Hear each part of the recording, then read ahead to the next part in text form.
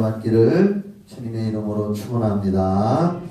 오늘은 이 누가복음 5장 1절부터 7절에 있는 말씀으로 성령과 말씀이라는 제목으로 은혜를 나눌 건데요. 여러분들 성경책 다 가지고 계시죠? 성경책을 앞에다 펴놓으세요. 오늘은 좀 성경을 일부러 찾으려고 합니다. 앞에 성경책이 없는 분만 앞에 화면을 보시고 성경책 가지고 오신 분들은 성경을 펴고 앞에다 놓으세요. 놓고 볼펜도 하나씩 있으면 볼펜도 이렇게 오른손으로 잡고 표시할 생각을 하시기 바랍니다. 제가 오늘은 작심하고 성경을 찾아가면서 하려고 제가 원고도 이렇게 A4 하나로 준비를 해왔습니다. 제가 2주 전인가 2주일 전인가 설교를 하면서 저는 성경을 너무 좋아하고 성경은 살아계신 하나님의 말씀이잖아요. 아멘이지요?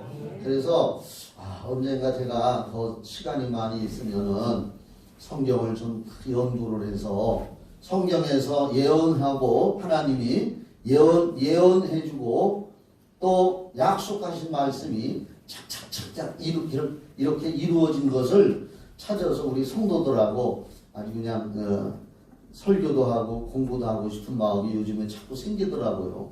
그래서 오늘 샘플로 오늘을 한번 이렇게 좀 해보려고 합니다. 그래서 이 세상에 우리가 보면은 정치, 경제, 사회, 문화 모든 면에 옛날부터 뭐 예언가가 있다, 뭐 노스트라다무스 뭐 그런 예언, 그래서 뭐 그 사람이 맞춰서 세상 종말이 언제 온다 그러는데 그 사람이 한 말 중에 맞는 것도 있지만 더 많이 틀린 부분이 많이 있어요. 그래서 다 맞는다고 할 수 없는 겁니다. 지금은 뭐 노스트라다무스 예언에 대해서 종말론에 대해서 별로 의미를 두지 않습니다. 우리나라 대통령 선거가 이제 3월 9일 날이고 대통령 출마에 지금 뭐 4명인가 5명인가 뭐 이렇게 나왔는데 누군가가 이번에는 누가 대통령이 될 것이다. 그래서 지금 뭐 여당, 야당 대표자 뭐 나머지 뭐는 이제 그냥 나온 거고 여당, 야당 이렇게 해서 2명이 지금 그래도 가장 이게 치열하게 경쟁을 하고 있는데 누군가가 내가 예언합니다. 이번 3월 9일 대통령 선거 때는 누가 될 겁니다 하고 이야기를 했다고 합시다. 그 50%는 맞추는 거예요, 미리. 2명 중에 하나니까. 50%는 확신을 갖는데 그 사람이 자기가 말한 대로 됐다 그러면 야 봐라 내가 말했더니 됐다. 그런데 안 됐다. 그러면 50% 틀렸던 것이 그냥 다 100% 물거품이 되는 거죠. 이렇게 세상 사람들이 예언하고 뭐 맞춘다 하는 것은 어쩌다 한번 맞을 수도 있습니다. 그러나 성경에서 하나님이 예언하신 성령의 감동으로 예언하신 말씀은 1%만 틀려도 하나님이 아닙니다. 하나님은 전지전능하시기 때문에 성령의 감동을 통해서 예언하는 사람들이 예언한 건 100% 맞아야 돼요. 아멘. 1%만 틀려도 하나님이 예언한 게 아니에요.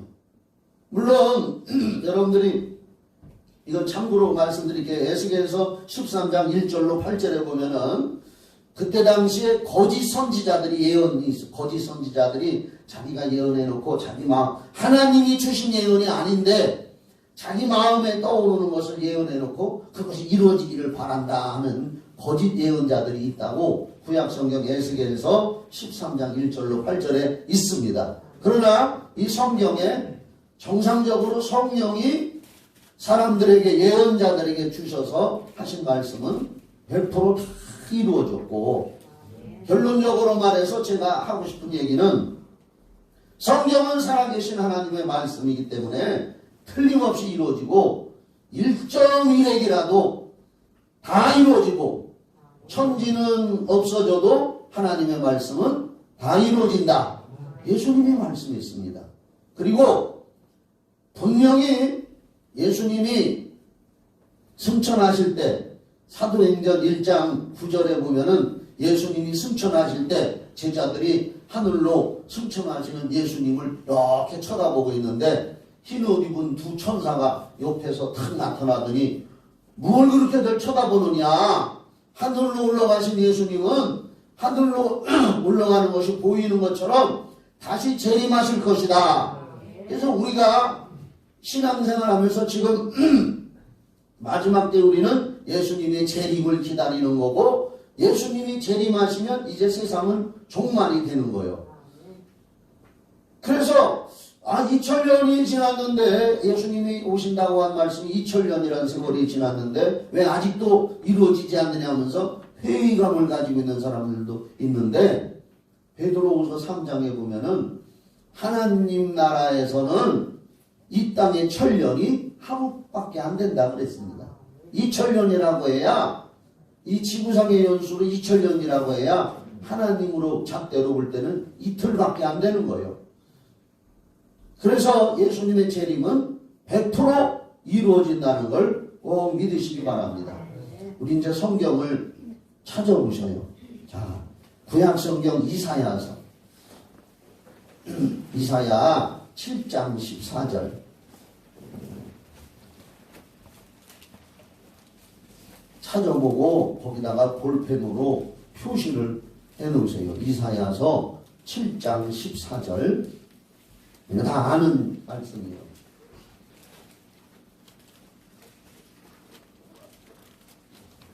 방송실에서도 찾아줘도 되는데, 가능하면 성경을 찾아서, 그렇게 해야 성경 공부도 되고 자기가 알 수 있는 겁니다. 구약성경 975페이지. 페이지가 같은가요? 제가 가지고 있는 게 975페이지인데 맞아요? 거의 맞을 겁니다.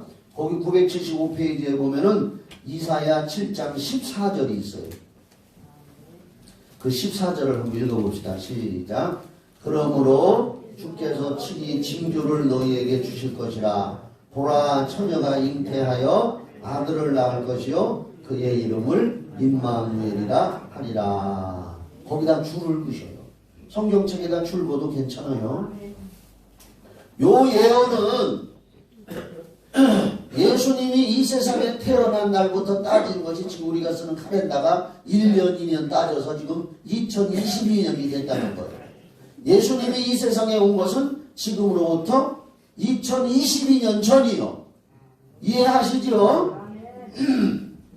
그런데 예수님이 이 땅에 오시기 전 2022년 전, 그 전 750년 전, 예수님이 태어나기 전 750년 전에 구약에 이사야라고 하는 선지자가 처녀가 애를 낳을 건데, 처녀가 잉태해서 애를 낳을 건데 그 이름을 임마누엘이라고 하리라.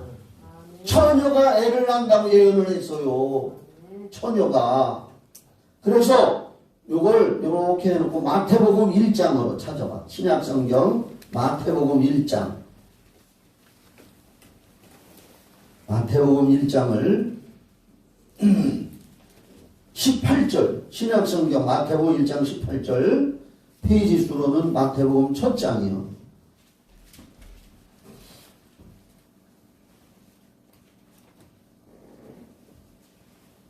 거기 보면은 요게 이제 신약시대에 와서 구약에 예언했던, 그러니까 예수님 탄생 750년 전에 구약의 이사야가 예언한 것이 이렇게 이루어졌다고 신약에 기록한 거예요.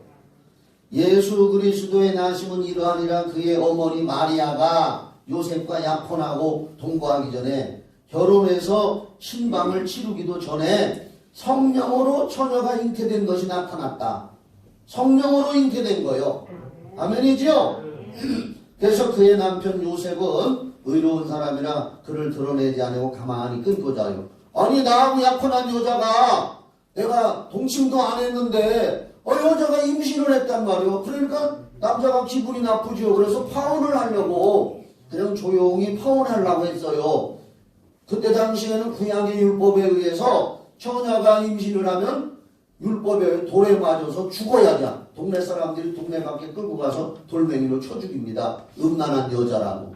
그래서 그렇게 되는 게 싫어서 요셉이 그냥 조용히 파혼을 하려고 했습니다. 가만히 끊고 자요. 20절 이 일을 생각할 때에 주의 사자가 현몽하여 이르되 꿈에 하나님의 천사가 나타나서 이르되 다윗의 자손 요셉아 요셉이 다윗의 자손이요 내 안에 마리아 데려오기를 무서워하지 말라 그에게 잉태된 자는 성령으로 된 것이라 아들을 낳으리니 이름을 뭐라 하라? 예수라 하라. 이는 그가 자기 백성을 그들의 죄에서 구원할 자이심이라 함이라. 이 모든 일이 된 것은 주께서 선지자로 하신 말씀, 아까 우리가 읽은 이사야 7장 14절에 이사야 선지자가 예언한 말씀을 이루려 하심이니 이르되 보라 처녀가 잉태하여 아들을 낳을 것이요 그의 이름은 임마누엘이라 하리라 하셨으니 할렐루야. 그래서 여기 봐요. 구약에 예수님이 태어나기 전 750년 전에 이사야라는 선지자가 처녀가 앞으로 750년 후에 처녀가 잉태해서 아들을 낳을 거다. 750년 후에 될 일을 이사야가 예언한 거예요. 그리고 처녀의 몸에 영원부터 계시던 하나님의 아들이 성령으로 잉태돼서 할렐루야 성령으로 잉태돼서 이 땅에 태어난 것이 2022년이 된 거예요. 그러면 2022년 됐다고 해서 예수님이 2022년 전에 거기서 생겨난 게 아니라 예수님은 하나님이시기 때문에 영원부터 계시다가 육신으로 온 것이 2022년 됐다는 거예요. 아멘이지요? 그래서 요한복음 1장 1절에서는 태초에 말씀이 계시니라. 그래서 그 말씀이 하나님이시고 1장 14절에서는 말씀이 육신이 돼서 우리 가운데 오신 분이 예수 그리스도다. 할렐루야. 그렇게 얘기하는 거예요. 자, 그 다음에 이사야를 펴놨으니까 이사야 44장을 펴봐요. 이사야 44장 28절 구약성경 1022페이지. 오늘 찬찬히 합시다. 시간이 조금 더 가더라도 여러분들 조금 참으셔요. 오늘 아주 중요한 거 하는 거니까. 이사야 44장 28절 구약성경 1022페이지. 제가 감기가 좀 들려서 목이 좀 상태가 안 좋아요. 이해하세요. 코로나는 아니고 그냥 감기. 여기 보면은 28절에 고레스에 대하여는 고레스가 사람 이름이요. 한번 따라합시다. 고레스. 예. 예. 이 고레스라는 사람을 이사야 선지자가 예언을 하는데 이 고레스가 태어나기 전 100년 전에 이런 사람이 태어날 거라고 이름을 예언하는 거예요. 고레스에 대하여는 이르기를 내 목자라 그가 나의 모든 기쁨을 성취하리라 하며 예루살렘에 대하여는 이르기를 중건되리라 무너졌던 예루살렘 성전이 중건 다시 세워지리라 하며 성전에 대하여는 내 기초가 놓여지리라 하는 자니라. 그 다음에 45장 1절 여호와께서 그의 기름 부음을 받은 고레스에게 이같이 말씀하시되 내가 그의 오른손을 붙들고 그 앞에 열국을 항복하게 하며 내가 왕들의 허리를 풀어 그 앞에 문들을 열고 성문들이 닫히지 못하게 하니라. 고레스가 아주 힘있는 왕이 돼가지고 세상을 정복하게 되리라. 그런데 이때 당시에 이사야가 예언할 때 고레스라는 사람은 아직 세상에 태어나지도 않았습니다. 그 후에 100년이라는 세월이 흐른 다음에 고레스라는 사람이 태어났는데 그가 누구냐? 페르시아의 왕이요. 할렐루야. 페르시아의 왕이요. 그래서 이제 여기 봐봐요. 이게 무슨 얘기냐? 이스라엘이 예레미야 선지자가 예언을 했어요. 예레미야 선지자가 예언을 했어요. 이사야 선지자보다 한 100여 년 늦게 예언을 했는데 예레미야, 이사야 다음에 예레미야가 있죠. 예레미야서 펴봐요. 예레미야. 그 뒤에 이사야, 예레미야 25장 줄거나요. 12절 1090페이지. 이사야 다음에 예레미야 선지자가 있었어요. 이사야보다는 한 100년 후에 한 100여 년 내가 정확한 연도는 모르고 한 100여 년 후에 예언을 한 선지자가 예레미야 선지자예요. 이 예레미야 선지자는 특징이 뭐냐? 유대 나라가 우상 숭배를 많이 해서 남쪽 나라 유대 앞으로 멸망을 할 거다. 바벨론 나라에 의해서 멸망당하고 70년간 포로로 붙들려 가서 70년간 포로 생활할 거다. 우리나라가 일제에 나라가 먹혀서 몇 년간 압박 노릇했죠? 36년간. 그런데 유대 나라도 앞으로 우상숭배를 많이 하고 하나님을 섭섭하게 해서 남쪽 나라 유대 나라도 바벨론 나라에 의해서 점령당해서 70년간 포로 생활을 할 거다라고 예레미야 선지자가 예언을 했어요. 여기 25장 12절 줄거요. 여호와의 말씀이니라 70년이 끝나면 내가 바벨론의 왕과 그의 나라와 갈대아인의 땅을 그 죄악으로 말미암아 벌하여 영원히 폐허가 되게 하되. 자, 이게 뭐냐면은 유대 나라가 70년 포로가 돼가지고 바벨론 나라의 느부갓네살에 의해서 나라가 멸망을 해서 70년간 포로로 붙들려 갈 건데 그 다음에 누군가가 나와서 다시 해방시켜 줄 거다. 자, 29장 예레미야 29장도 한번 봐봐. 29장 10절 29장 이것도 예레미야요. 29장 10절 다 같이 읽어봐요. 시작. 여호와께서 이와 같이 말씀하시니라 바벨론에서 70년이 차면 내가 너희를 돌보고 나의 선한 말을 너희에게 성취하여 너희를 이곳으로 돌아오게 하리라. 할렐루야. 아까 여기 봐요. 아까 이사야 선지자는 고레스라는 사람이 태어나서 이스라엘 붙들려간 이스라엘 나라를 해방시켜 줄 것이다 라고 미리 예언하는데 이름까지 예언을 했어. 그때 당시에 고레스는 아직 세상에도 없는 사람이에요. 예를 들어서 여기 지금 우리 이충용 집사님이 나를 똑바로 쳐다보고 있는데 이충용 집사님이 태어나기도 전 100년 전에 누군가가 앞으로 이충용 집사가 이충용이라는 사람이 태어나서 성경 닮은 교회 안수 집사가 될 거고 그리고 요 푸르지오 아파트의 몇 동 몇 호에서 살게 될 것이다. 이렇게 예언을 했는데 100년 후에 이충용 집사라는 사람이 태어나고 실제로 그렇게 됐다. 그럼 그 예언이 대단한 예언가지. 근데 이사야가 고레스라는 사람을 그렇게 예언했고 예레미야는 유대 나라가 바벨론에 70년 붙들려 갔다가 이제 70년이 되면 해방될 거다 예언을 했단 말이야.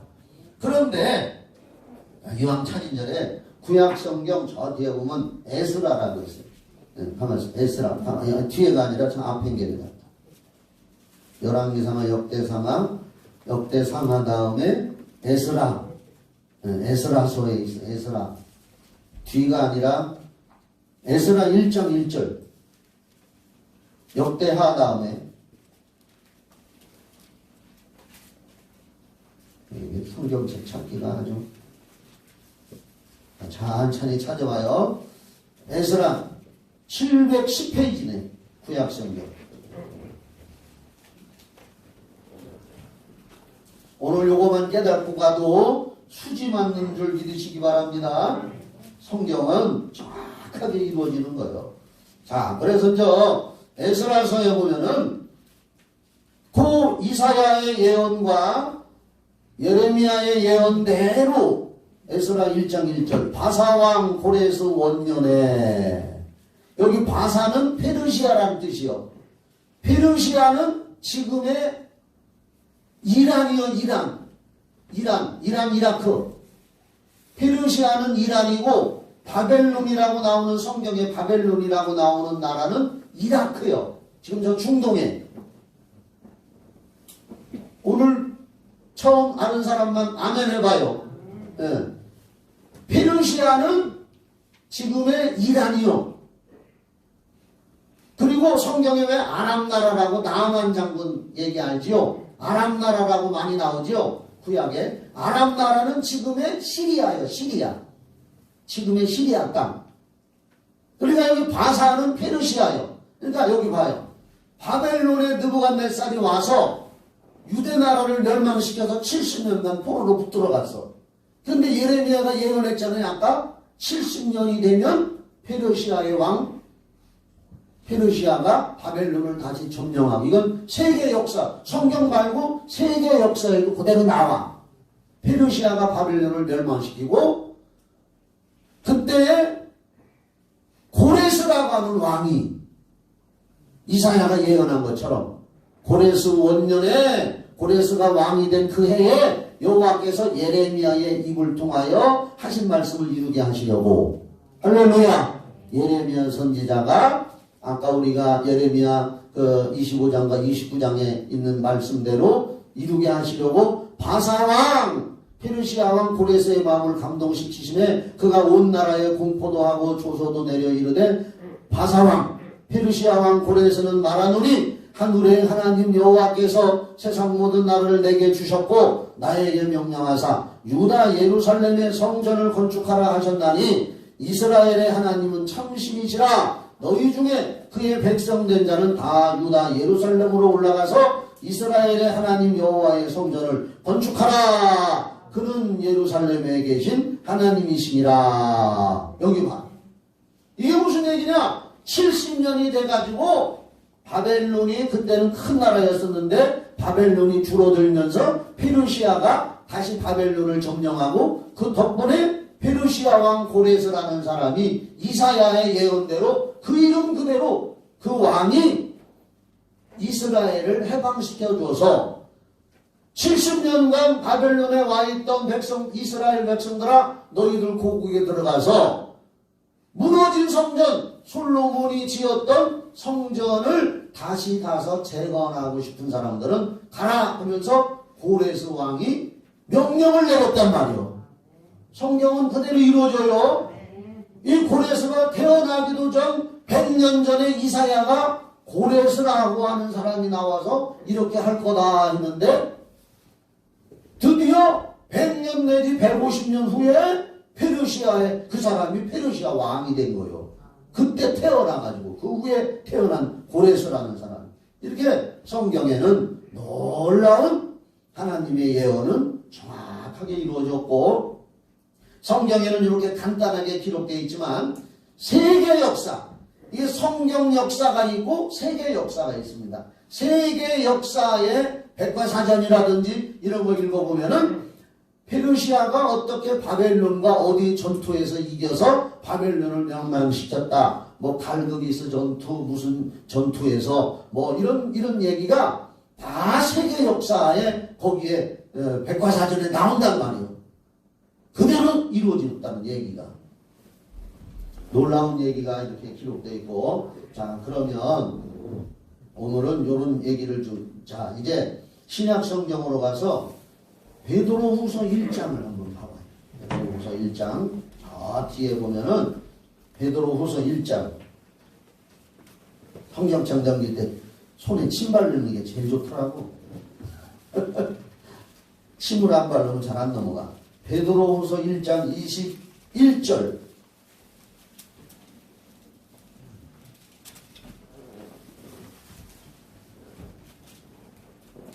베드로후서 1장 21절 같이 읽어봐요. 시작. 예언은 언제든지 사람의 뜻으로 낸 것이 아니요 오직 성령의 감동하심을 받은 사람들이 하나님께 받아 말한 것입니다. 그 구약이건 신약이건 성경에 나와 있는 예언은 성령 충만한 사람이, 그게 성령의 감동이요, 성령의 감동을 받은 사람들이 하나님께서 받아서 말한 것을 성경에 아까 구약 이사야서의 예언이나 예레미야의 예언이 그대로 성취됐는데, 성령의 감동을 받은 사람들이 하나님께 받아서 기록해 놓은 것이 성경책이고 예언인 줄 믿으시기 바랍니다. 그 다음에 앞전으로 베드로 거기에서 앞전으로 넘기면 디모데후서 3장 16절이 있어요.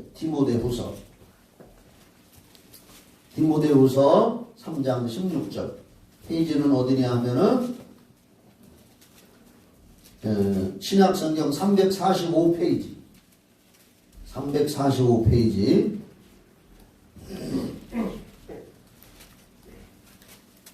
(15절) (16절) 제가 읽을게요.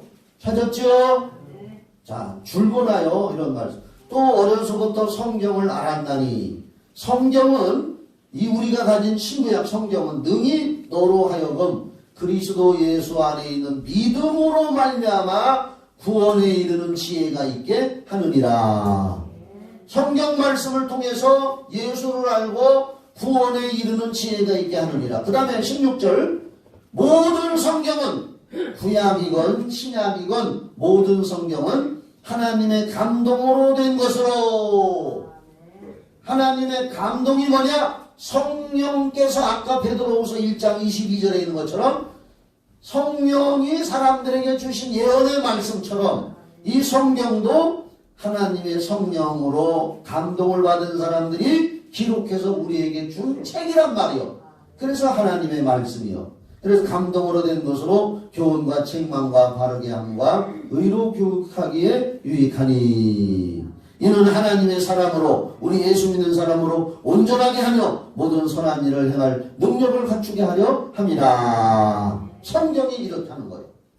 자, 그 다음에 이제 본격적으로 이제 또 한번 내가 오늘 읽은 누가복음 5장 1절로 그 말씀을 확증하고 여러분들에게 확 믿게 하기 위해서 이렇게 성경을 찾아서 지금 확인시켜 주는 겁니다.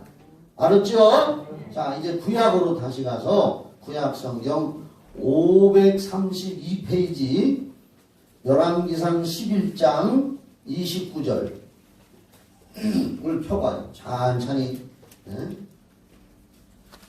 열왕기상 11장 29절 여기 봐봐요. 일단 설명을 할게요. 역사적인 배경을. 자, 이스라엘 나라의 첫 번째 왕 이름이 누구지요? 사울이요. 사울. 사울이 왕 되기 전에는 선지자들이나 제사장들이 나라를 이끌었어요. 그래서 이제 마지막 구약의 제사장 선지자가 사무엘이었어서 사무엘을 통해서 백성들이 자꾸 왕을 달라고 하니까 사무엘 선지자를 통해서 첫 번째 왕으로 사울을 세웠는데 사울이 자꾸 불순종을 했어. 그래서 하나님이 사울을 버려서 그 사람이 악신 들려가지고 나중에는 자살하고 인생 마쳤잖아. 블레셋 나라와의 전쟁에서 패배해가지고. 그래서 그 가정이 아주 쑥밭이 됐어요. 자식들도 그 전쟁에서 다 죽었어.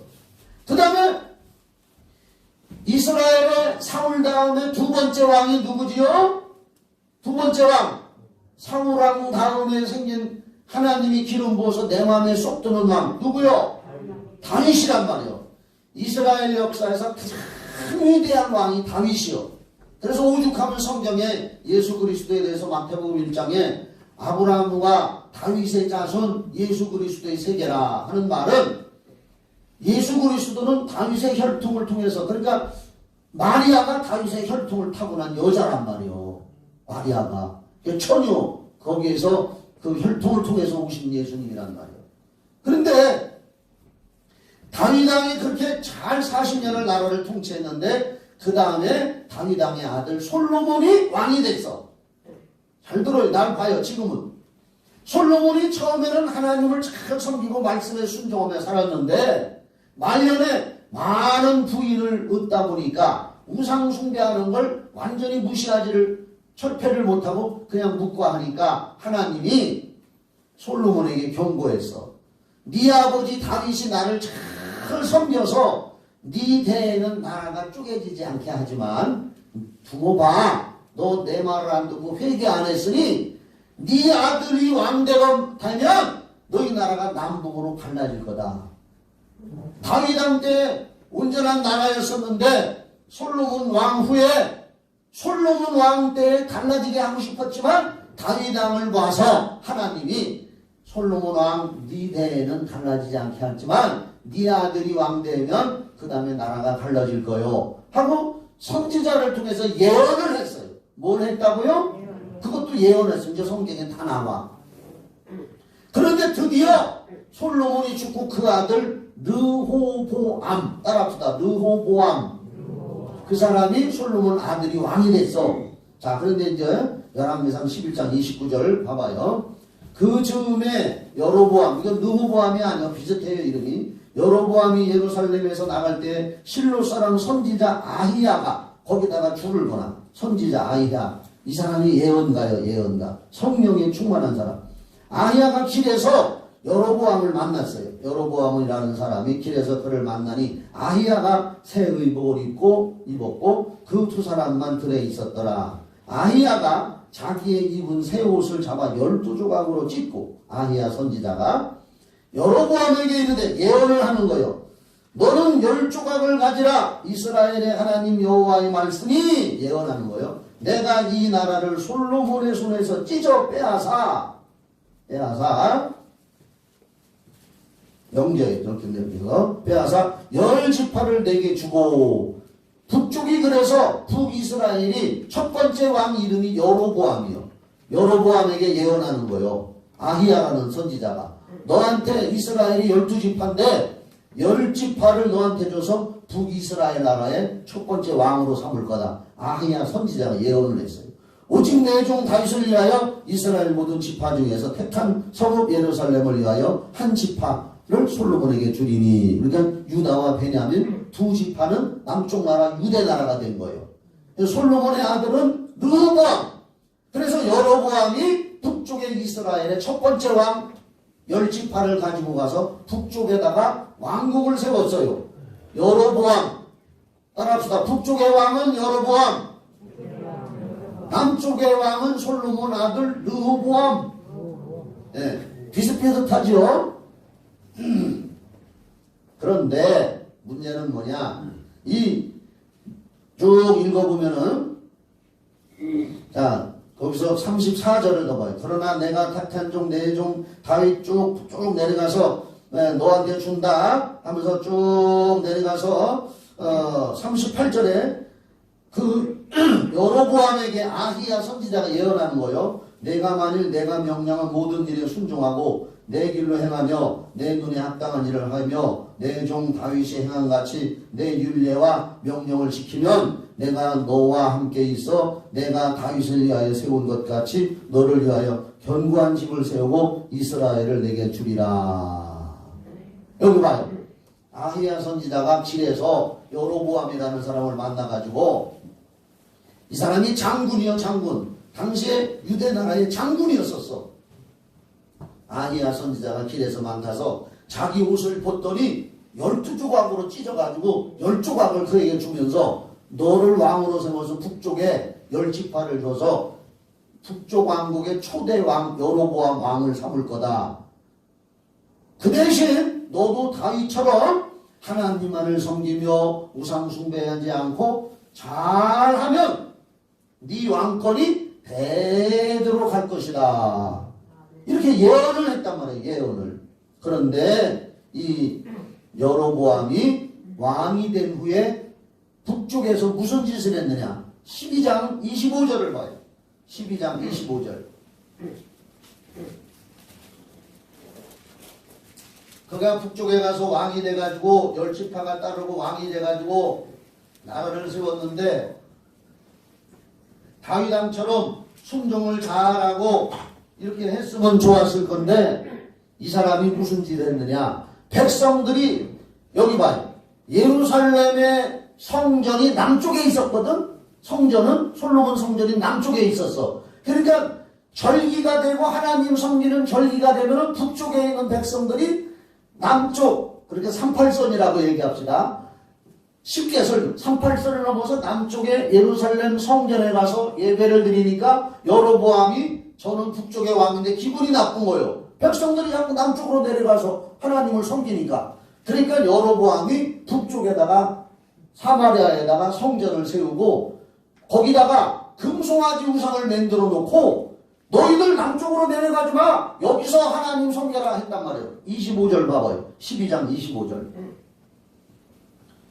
여로보암이 이 사람이 북쪽의 첫 번째 왕이요. 이제 여로보암이 에브라임 산지에 세겜을 건축하고 거기에 살며 또 거기에서 나가 분우엘을 건축하고 그의 마음에 스스로 이르기를 나라가 이제 다윗의 집으로 돌아가리로다. 만일 이 백성이 예루살렘에 있는 여호와의 성전에 제사를 드리고자 하여 올라가면 이 백성의 마음이 유다 왕 된 그들의 주 르호보암에게로, 이게 솔로몬의 아들 왕에게로 돌아가서 나를 죽이고 유다의 왕 르호보암에게로 돌아가리라 하고, 이에 계획하고 두 금송아지를 만들고 무리에게 말하기를 너희가 다시는 예루살렘에 올라갈 것이 없도다. 이스라엘아, 이는 너희를 애굽 땅에서 인도하여 올린 너희의 신들이라 하고 하나는 베델에 두고 하나는 단에 둔지라. 이 일이 죄가 되었으니 이는 백성들이 단까지 가서 그 하나에게 경배하미로다. 그가 또 산당들을 짓고 레위 자손이 아닌 보통 백성으로 제사장을 삼고 8째 달 곧 그 달 15째 날로 절기를 정하여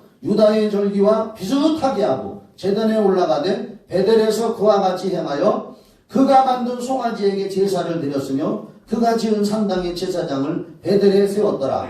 그가 자기 맘대로 정한 날 곧 8째 달 15째 날로 이스라엘 자손을 위하여 절기를 정하고 베델에 쌓은 제단에 올라가서 분향하였더라. 여기 봐요. 예루살렘으로 올라가지 마라. 그 대신 이제 금송아지 만들어 놓고 너희들은 여기서 절기도 비슷한 날짜를 정해놓고 여기서 하나님 섬겨라. 저 금송아지가 하나님이다. 이런 짓을 한 거예요. 여로보암 왕이. 아히야 선지자가 예언한 대로 10조각을 찢어서 너를 왕 삼았으니 너도 다윗 왕처럼 하나님 잘 섬기면서 살면 네 후손 대대로 북쪽에서도 왕이 나올 것이다 라고 예언을 했는데 이 여로보암이 그 하나님 말씀 예언해 준 걸 무시하고 금송아지를 세워놓고 그게 하나님이라고 하면서 북쪽 나라 이스라엘을 우상 숭배하게 하고 수도를 사마리아, 북쪽 사마리아도 정했다는 그 말이에요. 자, 그래서 이제 하나님이 뭐라고 예언을 하시느냐, 이거 오늘 공부 꼭 하고 14장 요새 큐티 하면서 여기 하는 분들은 좀 알 거예요.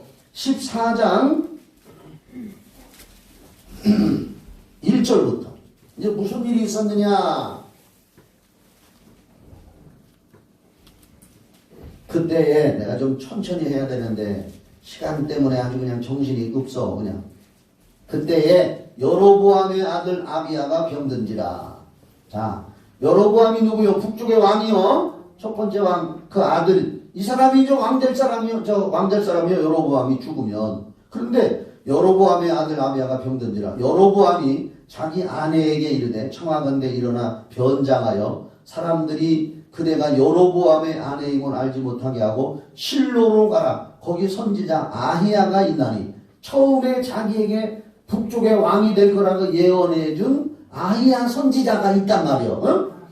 그러니까 자기 아들이 병들었으니까 부인한테 시켜서 변장하고 실로에 있는 아히야 선지자에게 가서 우리 아들이 살겄나 기도 좀 받고 와라 그 말이요. 선지자 아히야가 있나니 그는 이전에 내가 이 백성의 왕이 될 것을 내게 말한 사람이니라. 나한테 예언을 해줬던 그 선지자가 있으니 그리로 한번 가라.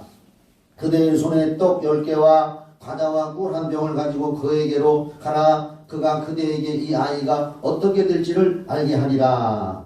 여로보암의 아내가 그대로 하여 일어나 실로로 가서 아히야의 집에 이르니 아히야는 나이가 많아 눈이 어두워 보지 못하더라. 이 선지자가 이제 늙어서 앞을 못 봐. 하도 나이가 많아가지고 시력이 떨어져서. 그런데 5절 여호와께서 아히야에게 이르시되 여로보암의 아내가 자기 아들의 병들었으므로 내게 물으러 오나니 너는 이러이러하게 대답하라. 그가 들어올 때에 다른 사람인 채 함이니라. 그가 문으로 들어올 때에 아히야가 선지자가 그 발소리를 듣고 하나님이 먼저 가르쳐줬어. 말하되 여로보암의 아내여 변장하고 왔는데도 하나님이 가르쳐줘서 벌써 알아보게 한 거예요.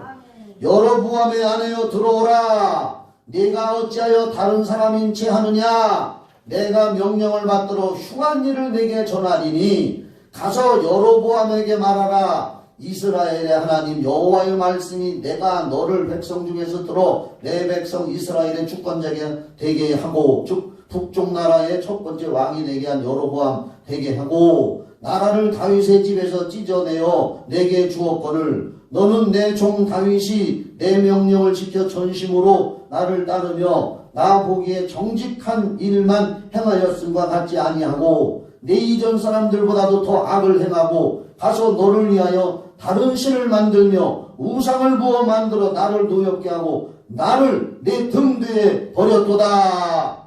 이렇게 이제 아히야가 눈은 못 보지만 하나님의 지시를 받고 예언을 하는 거예요. 10절 그러므로 내가 여로보암의 집에 재앙을 내려 여로보암에게 속한 사내는 이스라엘 가운데 매인자나 노인자나 다 끊어버리되 거름더미를 쓸어버림 같이 여로보암의 집을 말갛게 쓸어버릴지라. 여로보암에 속한 자가 성읍에서 죽은 juk 개가 먹고 들에서 죽은 juk 공중의 새가 먹으리니 이는 여호와께서 말씀하셨음이니라 하셨나니 너는 일어나 네 집으로 가라. 네 발이 성읍에 들어갈 때 그 아이가 죽을지라. 온 이스라엘의 그를 위하여 슬퍼하며 장사하려니와 여로보암에게 속하는 자는 오직 이 아이만 묘실에 들어가리니. 여기 봐요. 그래도 이 아이만 다행히 죽어서 묘에 장사되고 나머지 여로보암의 아들들은 다 길바닥에서 처참하게 죽어서 개가 뜯어먹을 거다. 지금 죽은 이 아이만이라도 그래도 다행인 줄 알아라. 묘실에 들어갈 자라면 요거 하나뿐이다. 응? 이는 여로보암의 집 가운데서 그가 이스라엘 하나님 여호와를 향하여 선한 뜻을 품었습니다. 요 한 사람만 묘에 들어가 묻힐 거다. 나머지는 여로보암이 금송아지 만들어서 우상 숭배하고 하나님 멀리했으니 왕사모졌는데도 그랬으니 나머지 자손들은 다 비참하게 길에서 그 시체를 개가 뜯어먹고 묘실에도 묻히지 못할 것이다. 이렇게 예언을 했단 말이에요. 자, 그 다음에 15장 25절 15장 25절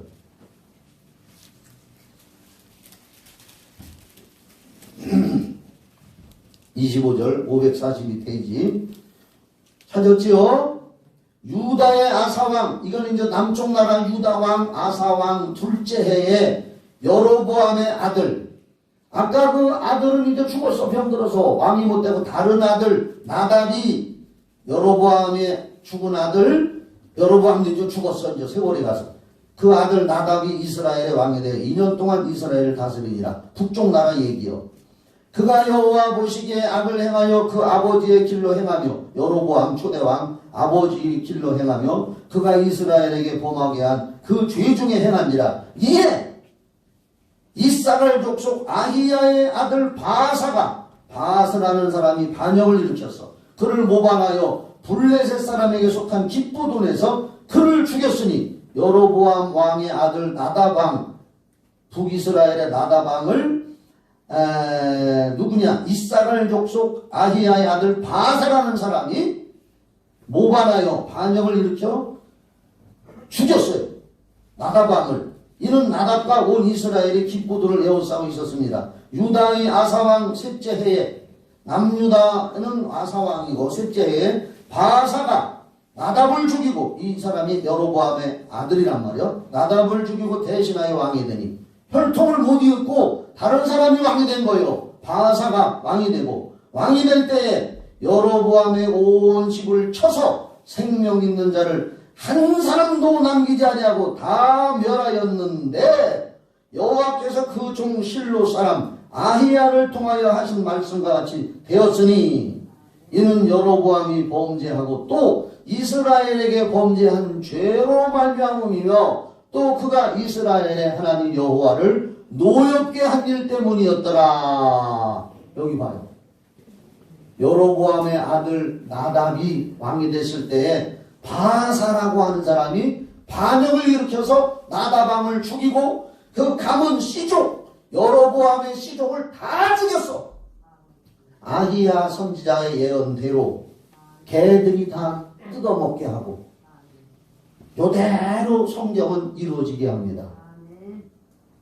성경은 하나님이 하신 말씀이고 살아계신 하나님 말씀이기 때문에 그대로 이루어지는 줄 믿으시기 바랍니다.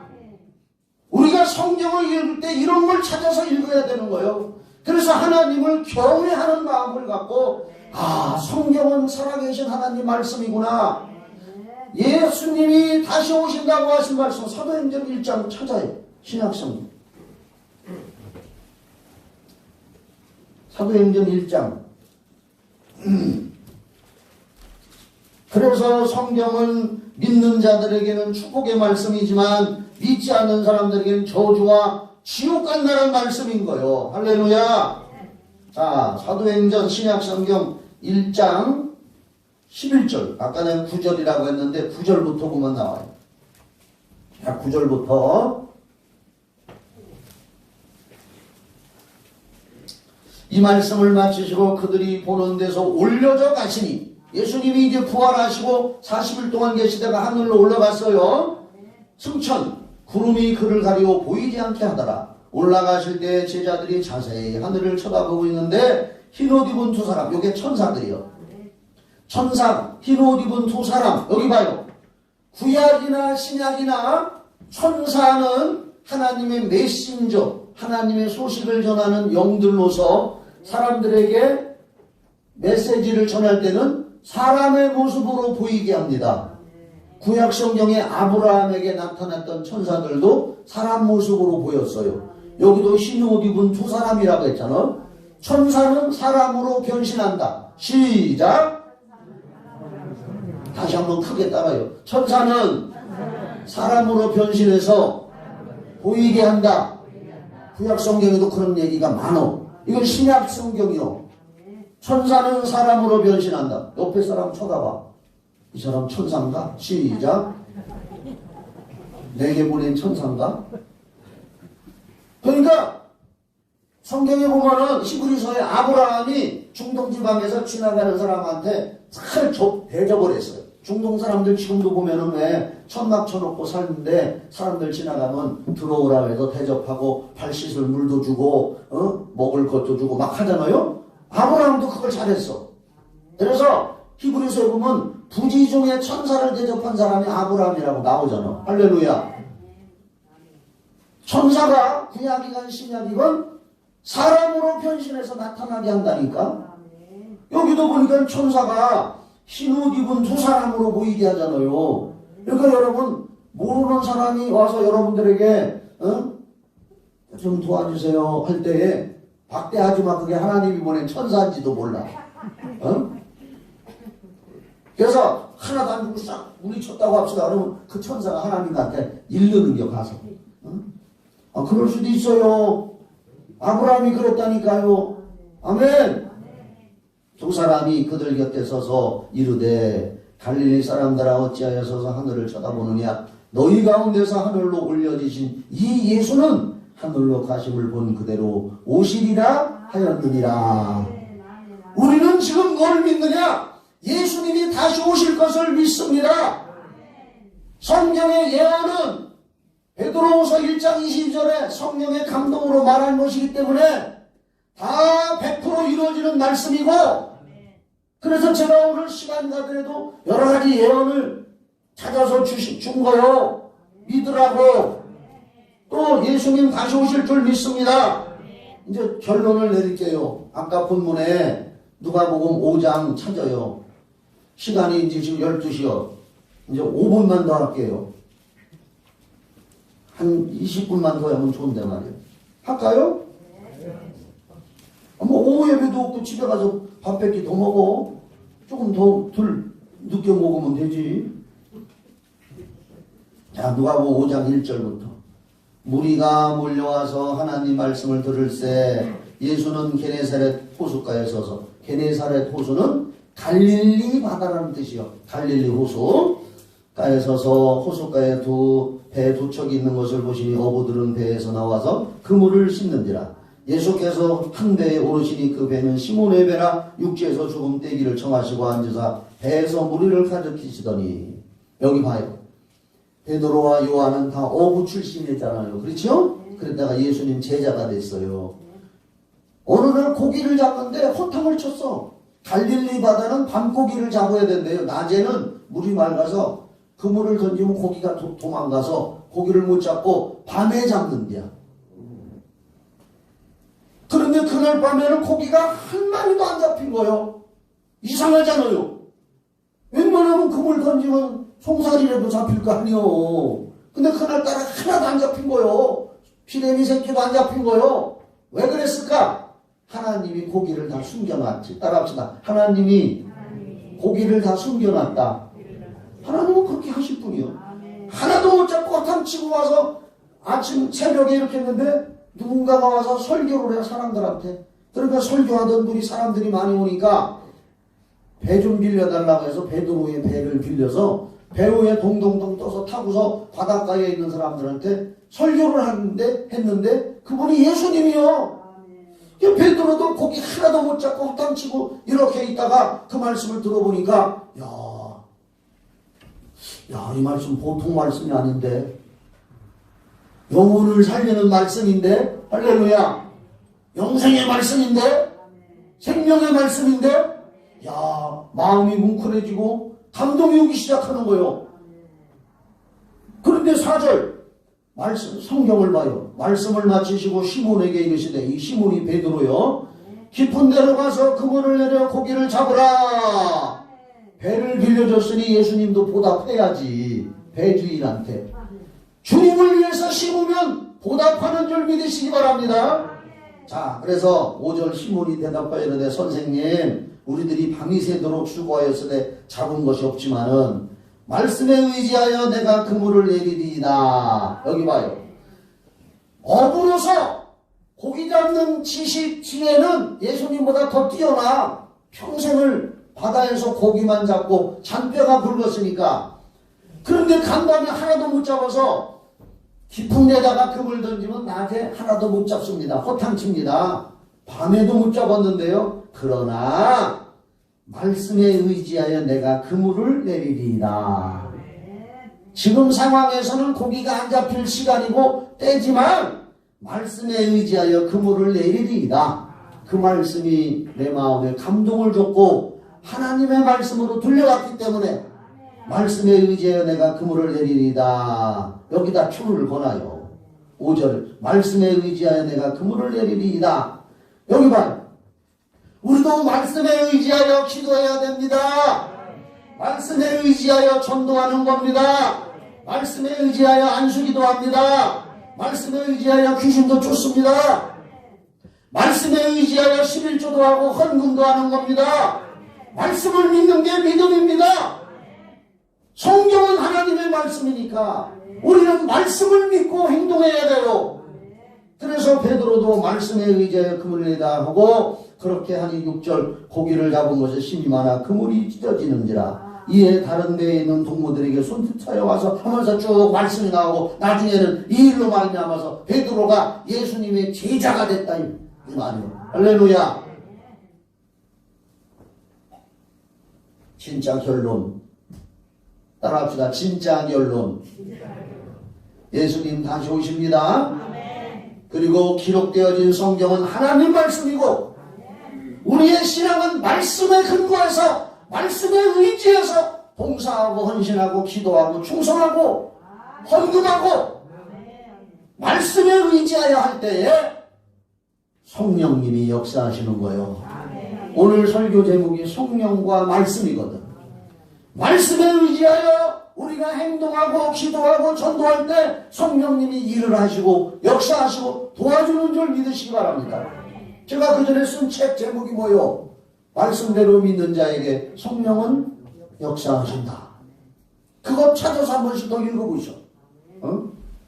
오늘 정말 우리 일평생 예수 믿으면서 천국 갈 때까지 말씀에 의지하여 순종하고 믿고 나를 성령의 도구로 써주시옵소서.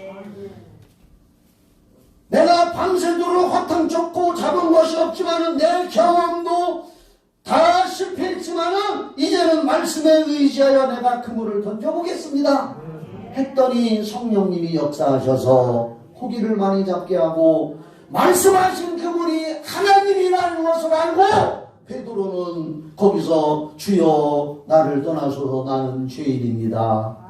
그 말은 뭐냐? 이 죄인을 구원해 주시옵소서.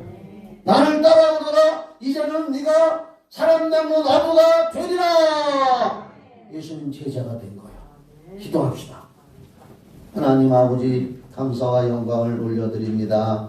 성경은 살아계신 하나님 말씀이고 예언은 100% 이루어지고 예수님 다시 오실 것이고 우리는 언제나 말씀에 의지하여 기도하고 행동하고 전도하고 충성하고 천국 가기